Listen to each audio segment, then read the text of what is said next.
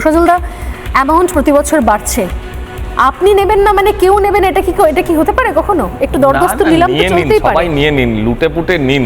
আপনি না লুটলে মনিদল দলের লোকেরা লুটে নেবে, কি দরকার আছে? নিয়ে নিন। আমি আপনাকে বলছি, ধরুন 18 সাল থেকে যদি হয় তাহলে 7 বছর।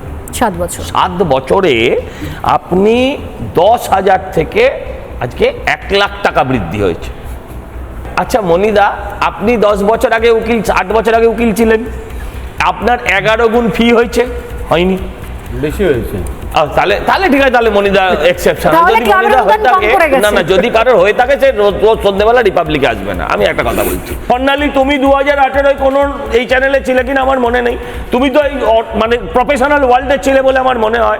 তখন তোমার মাইনে, আজকে তোমার মাইনে 1 লাখ বেড়েছে কিনা আমার জানা নেই। যারা তৃণমূল করে তাদের বাড়বে, হতেই পারে।